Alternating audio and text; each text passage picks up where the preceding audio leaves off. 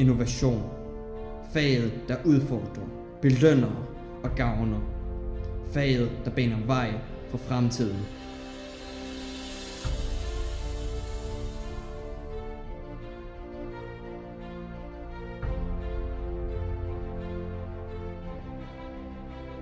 Innovation kan være svært, men det kan også føre til idéer.